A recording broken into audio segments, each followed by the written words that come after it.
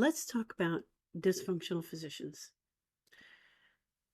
I posted about this last month and I got some pretty good engagement about it, and people wanted to know more. I said I didn't believe in dysfunctional physicians. I don't believe in the idea that physicians are dysfunctional. Or anyone else in any other industry for that matter. Now, a situation can be dysfunctional, but not an individual.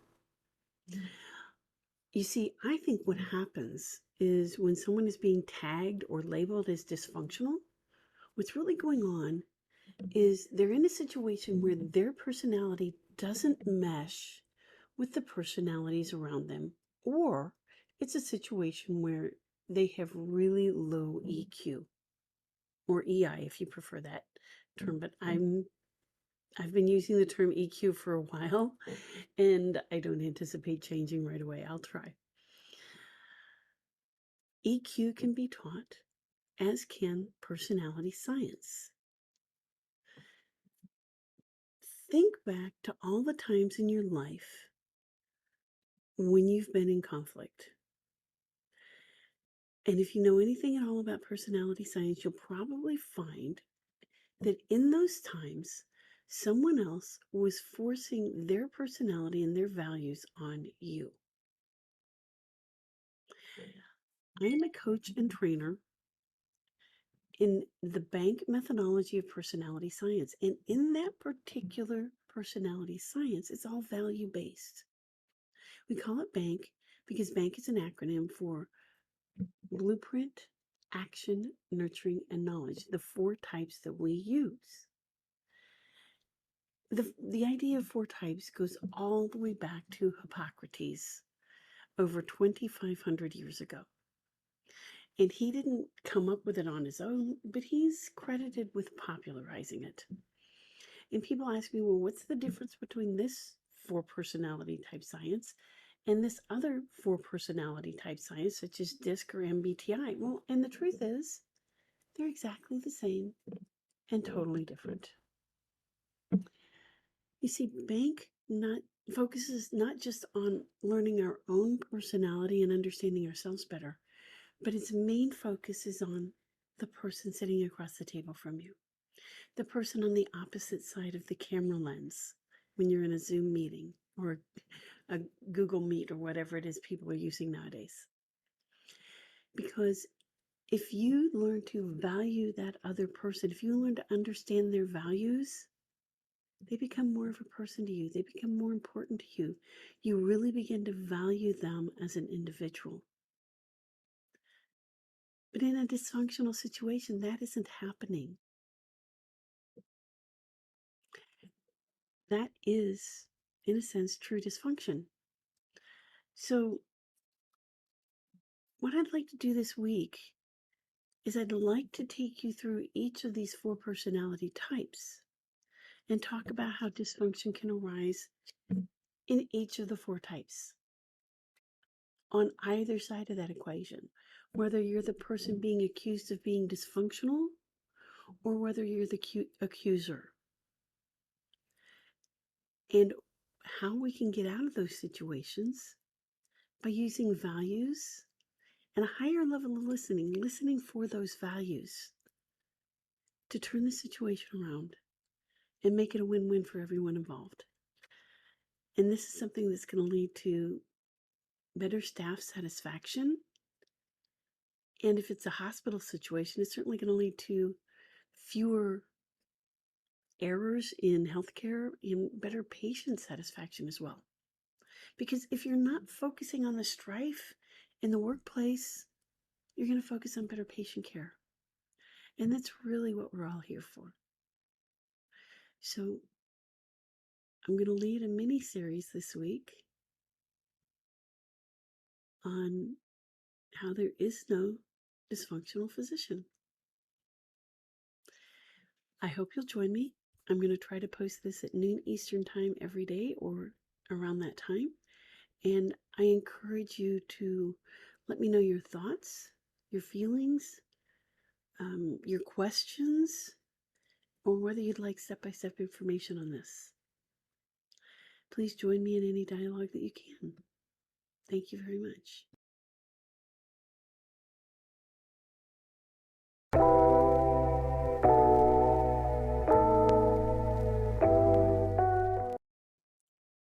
So, this is part 2 of our No Dysfunctional Physician video mini course. So this would be then lesson number 2. And today we're going to talk about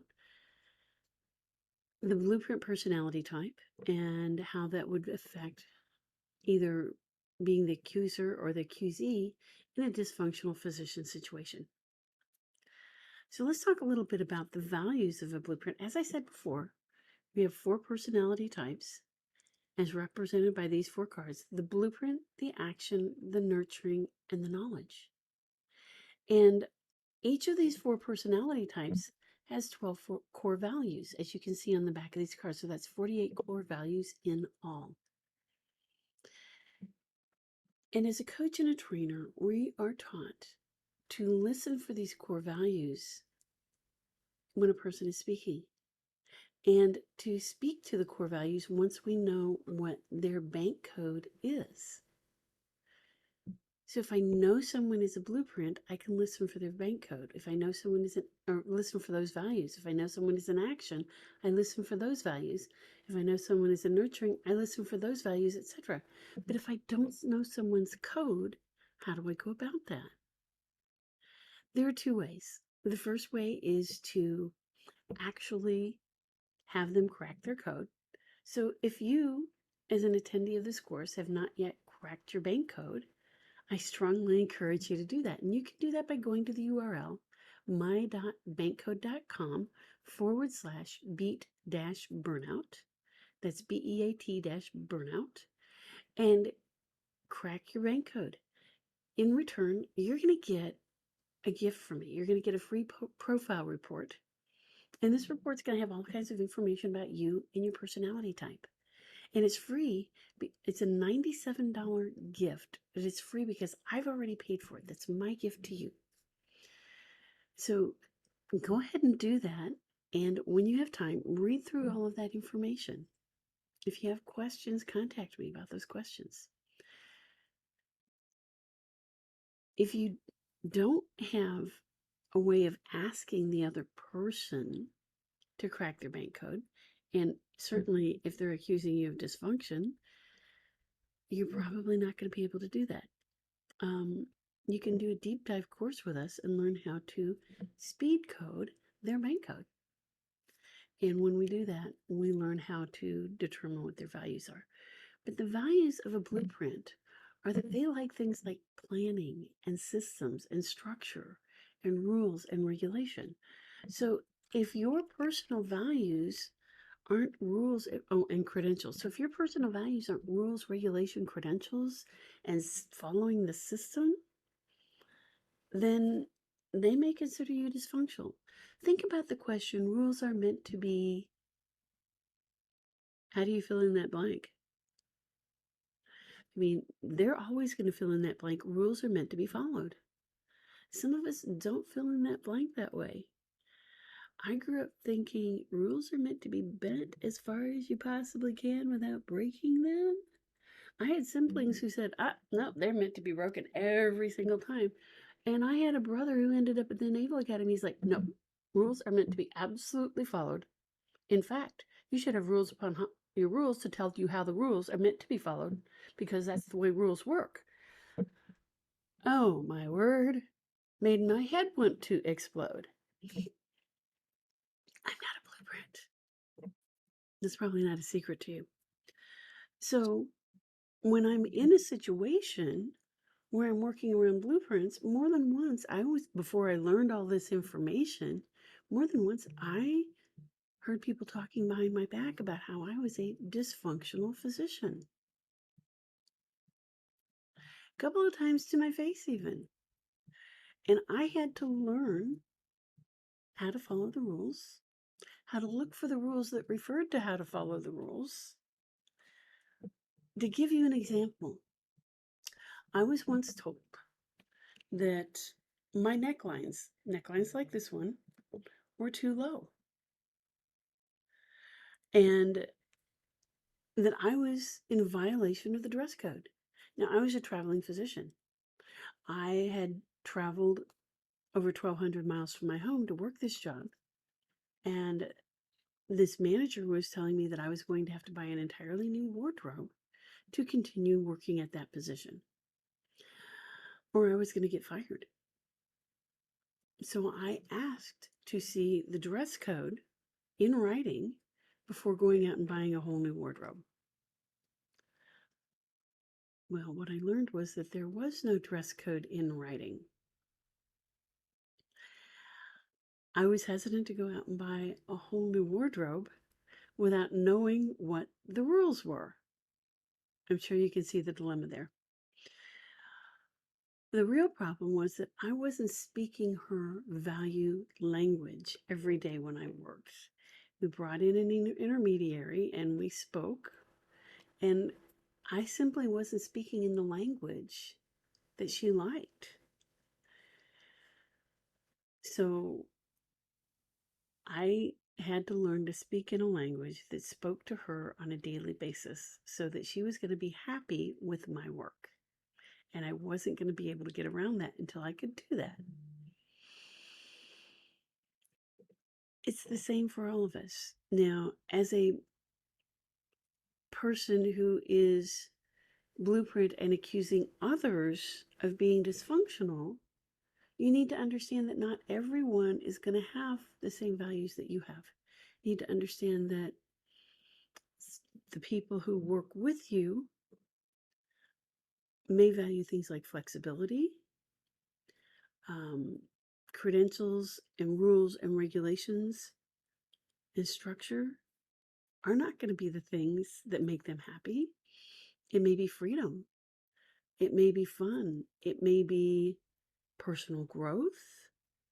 It may be gathering data.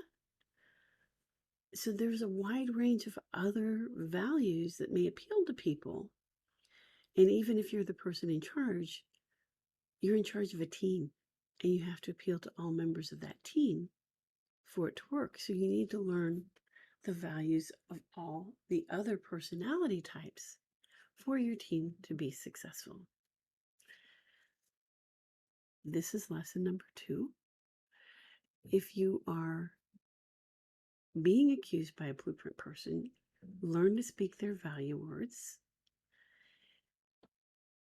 If you are a blueprint person who is accusing others, understand that not everyone values the same things you do, and broaden your horizons. I'm Dr. Nan Nussel, and this is the end of lesson number 2 of There Are No Dysfunctional Physicians, the mini course. I look forward to your questions, your feedback, etc. Thank you very much.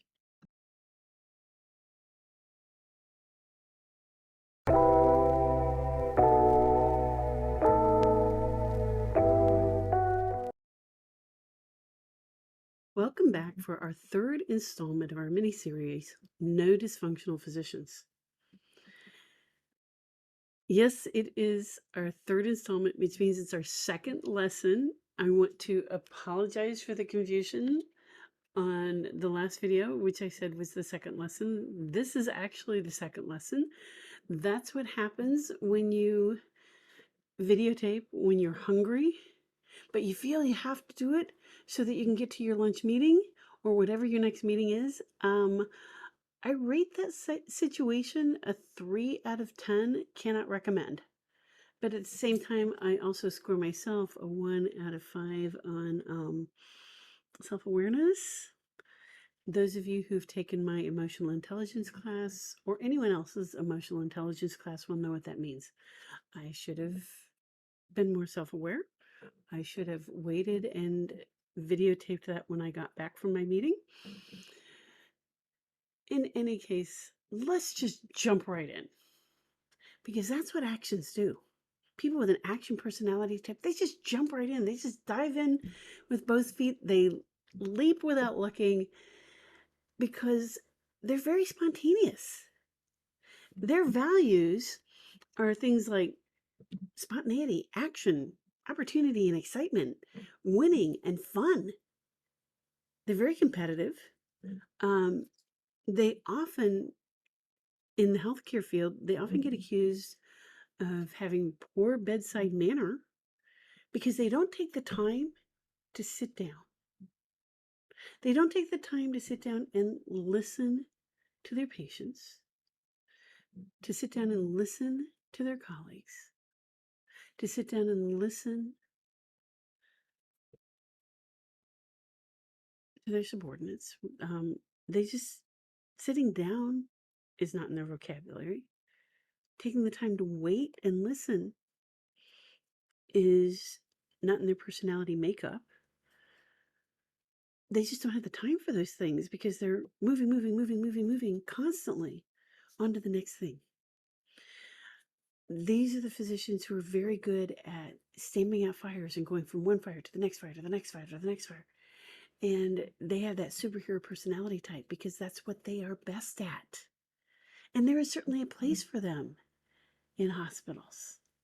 We do need that, but it needs to be balanced with a sense of sitting down and listening to themselves, their patients, their colleagues, their administrators, everyone around them who's a part of their team. Everyone. And I don't really believe that we have subordinates, so that's a separate issue. Because of these types of things, they often get labeled as being dysfunctional. These are actions, personality traits, habits that can be retrained. Action personality types, whether it's in healthcare or any other field, can be taught the higher level of listening to hear people's values, and this then helps them to unlock the rest of their personality code. Now, when you look at my name in the frame, there are 4 letters after it. That's because all of us are not just our primary personality type. We are all 4 personality types. So we can pull from not just our first personality code, but the second, third, and fourth code, and pull from those values when we need to, shift into our second code or our third code when we need to pull from the strengths of those codes and borrow from those. And so the action can pull from their second trait. Mine is nurturing. So I can pull from the nurturing trait when I need to and sit down and make better connections and build better relationships with the people around me. I can pull from my third code knowledge when I need to and search for data when I need it. I can pull from my fourth code when I need to and be more organized and follow rules better. But in this situation, when we've got an action who's having difficulty stopping and taking time for the people around them, they primarily need to pull from the nurturing code, which values community and teamwork, and above all, relationships. They can learn to pull from that code and build those values into their strengths and know when to call on that strength set so that they can have those characteristics and those traits when they need them.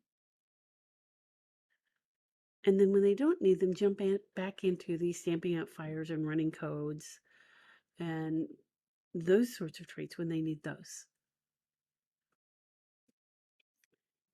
Now, when does the action personality type become the accuser for dysfunction? It's a little harder for me to see that since that is my primary code. And I'm sure I have done things like this to other people, but as I said, with it being my primary code, it's harder for me to see it. But the action code can be very arrogant. And they can, because of that arrogance, they can push their values on other people through that. Like, you're not moving fast enough. You're not moving fast enough. You're not getting enough done in your shift. Why isn't your work completed? Those are the kinds of things that you see from an action.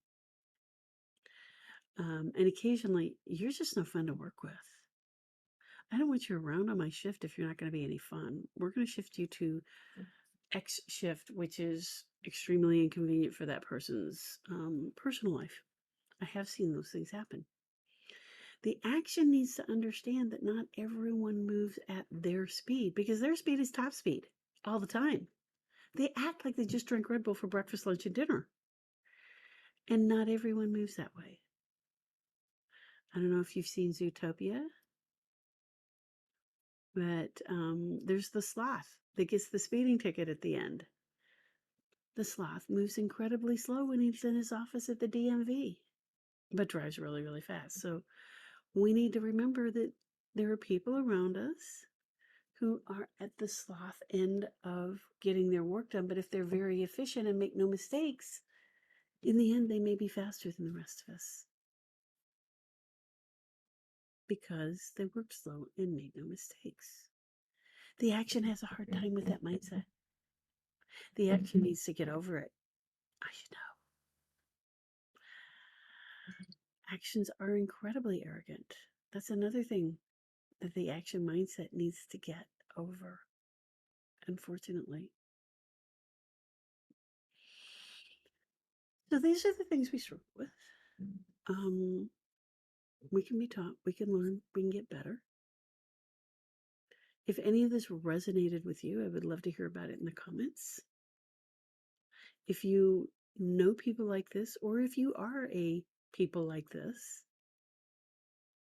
let us know how this has played out in your life.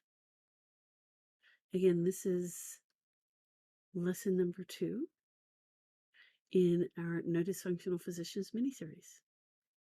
And I will see you again tomorrow.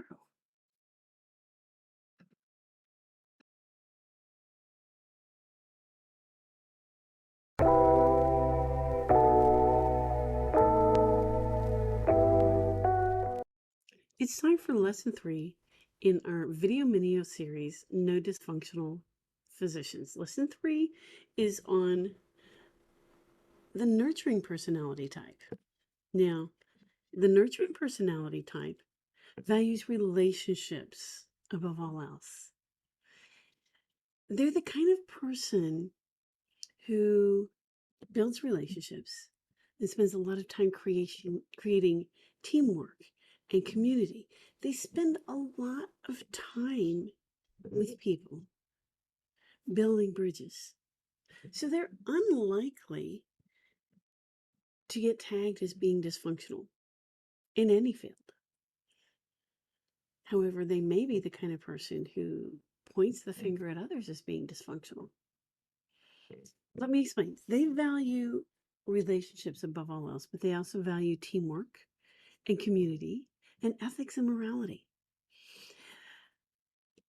They're people who spend a lot of time on each individual person that they communicate with. They're very good communicators. They grow their relationships like a garden.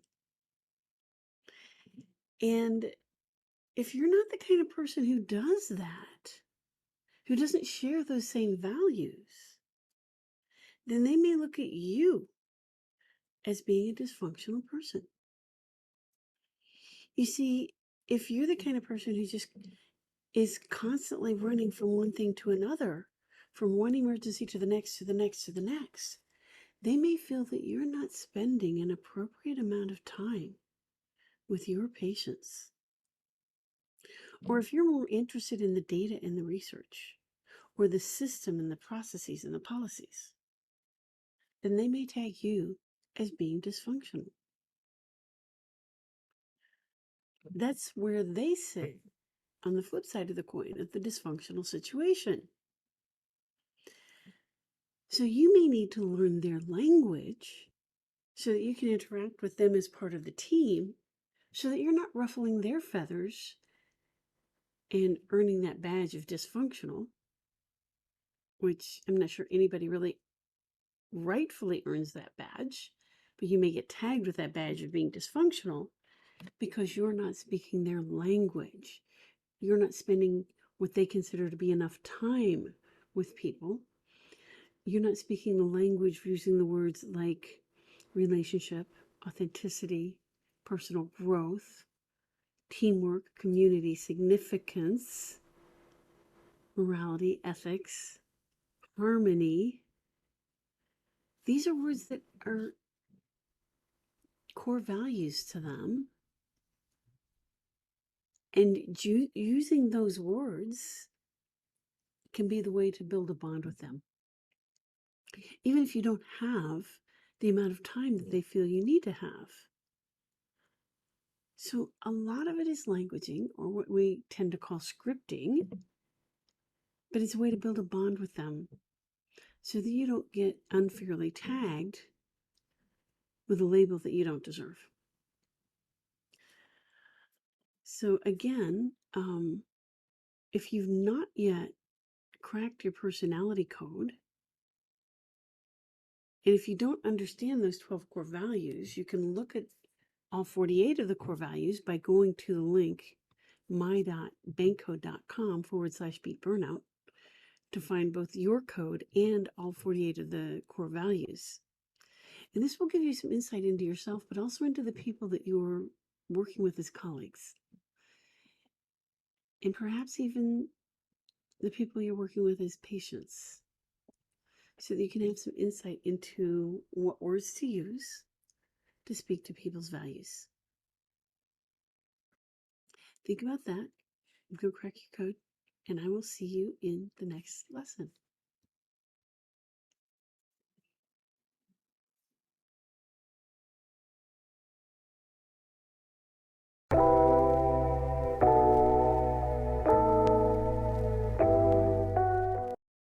Our fourth lesson in our video mini-series on No Dysfunctional Physician is about the knowledge personality type. Now, the knowledge personality type is frequently tagged with that label of dysfunctional physician. They're often told that they have no bedside manner or a poor bedside manner. Why? Because they're one of those personality types that isn't as interested in interpersonal reactions as they are in data, research, science, and logic. They're more interested in self-mastery than mastering communications.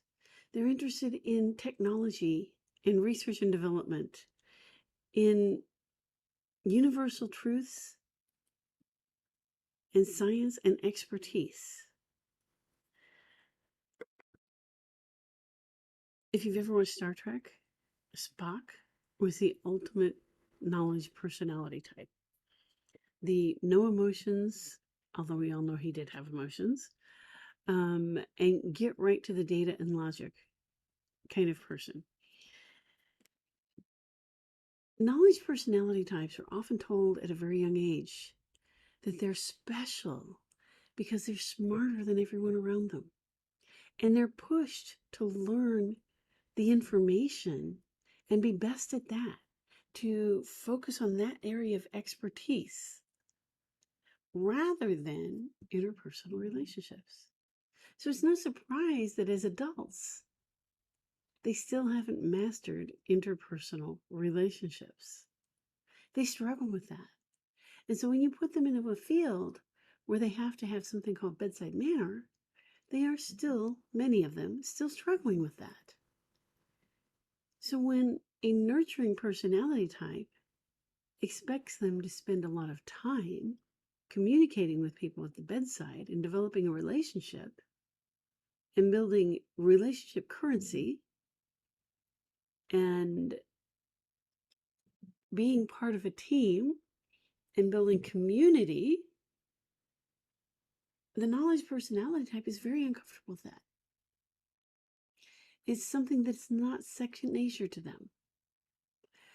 And many of them get tagged with that label of being dysfunctional. Whether it's fair or not, it is what happens.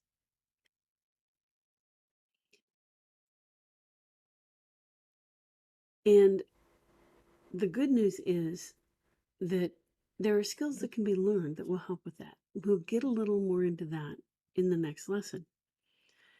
My point now, though, is simply to teach you how these things come about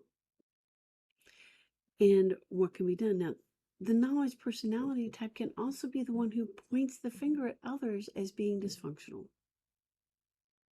because they are the ones that value expertise. And if someone else is speaking outside their area of expertise and becomes arrogant about it, such as the action personality type, who has a tendency to be arrogant in the first place, then the knowledge personality type may point that finger and say that the action is being dysfunctional. So there's a lot of interplay there.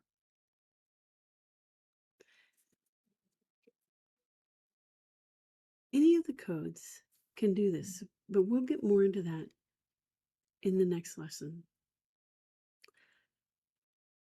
Let me know if you have questions about how the knowledge type can receive the label of being dysfunctional, or more about how they can actually point their finger. I'm here to open dialogue and get you thinking. Again, I'm Dr. Nan Nussel of Beatdown Burnout.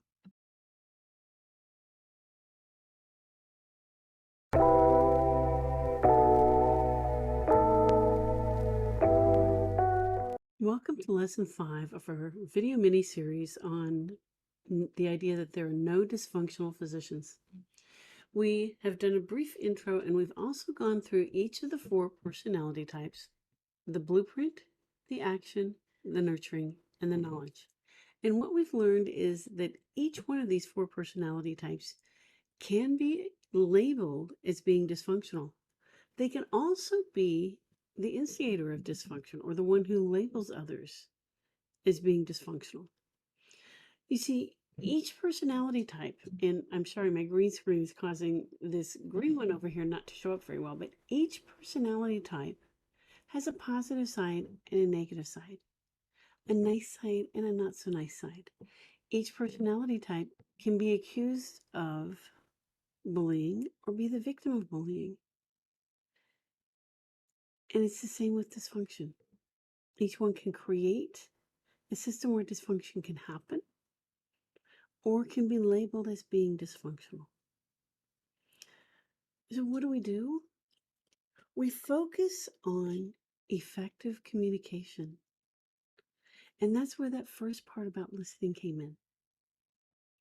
Listening to value other people, listening for their values. And this causes you to value them more as an individual, as well as valuing what they're talking about. Effective communication. And when that communication is really effective, you can use it for conflict resolution, relationship management, and most importantly, building respect. You can use it to teach emotional intelligence. And if you go to my website, beatdownburnout.com, there's an entire course there on emotional intelligence. What is it that you want in life? What are your values? What are your goals? Do your actions line up with your values, your dreams, and your goals? That's what we call spiritual intelligence. How much do you know about personality intelligence? You see, I also teach a course called IS Coaching, which teaches 6 intelligences. And personality intelligence, emotional intelligence, spiritual intelligence are 3 of the intelligences taught in that. If you really want to level up your game in your business life or your personal life, you'll consider looking into these. All you need to do is contact me at drnan@beatdownburnout.com or info@beatdownburnout.com for more information on the step-by-step process of how to get going and take the next steps to jump right in there, or how to become a part of our community. If you just want more data, I can send you a white paper.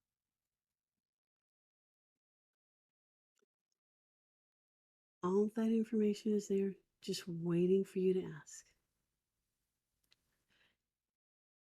But I'm really pleased that you took the time to go through all of these lessons.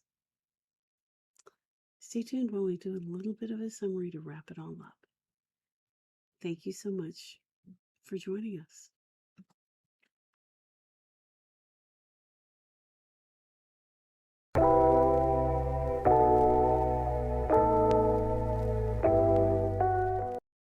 Well, here we are at the final end of our video mini-series on no dysfunctional physicians. And I truly believe that there are no dysfunctional physicians. There are physicians who are not able to flex and flow into the other personality types around them. And there are physicians with low emotional intelligence. In this series, we have talked about each of the 4 personality types, the blueprint, the action, the nurturing, and the knowledge, and how any of them can either be accused of being dysfunctional or can be the ones who initiate or set up that tag of being dysfunctional. We've talked about a higher level of listening, and we've talked a little bit about the role that emotional intelligence plays. Just to review, the blueprint personality type is the person who values rules, credentials, systems. They value rules so much that they may force their rules on other people, and that their interpretation of the rules may not be the same as everyone else's, and that may be the source of dysfunction.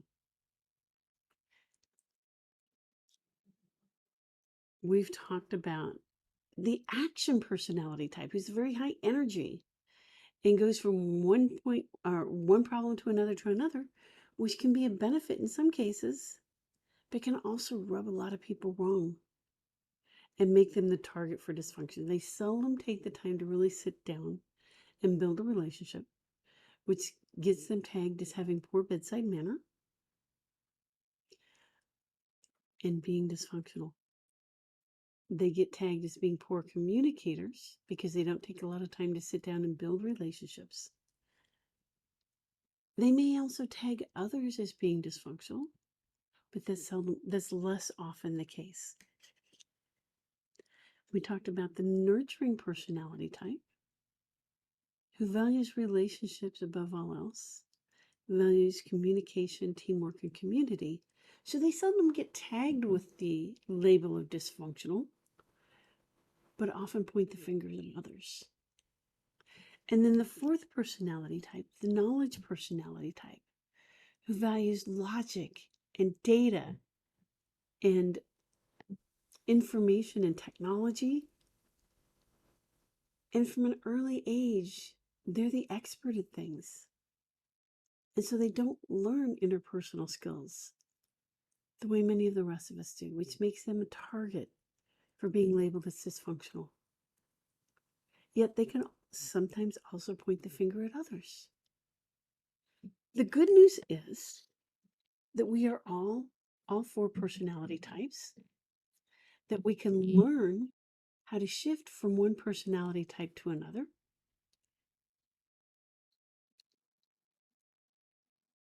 And that we can flow in and out of our personality types as the situation needs once we learn more about personality intelligence. Also, the ability to do that is easier if we raise our emotional intelligence. And there are courses you can take on emotional intelligence. Emotional intelligence includes things like self-awareness, motivation, empathy, and there's a 4th component that I'm blanking on right now. I'm sure someone in the comments below could fill me in on the 4th component. There was at one point a 5th component, self-regulation, but that's been folded into motivation.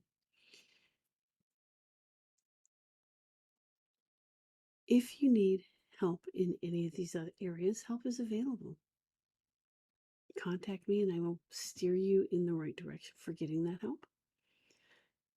We want you to be able to be the best person that you can be, so that you can help the patients that you need to help, so that you can have good relationships, not only with your clients and your colleagues, but with your family and your friends.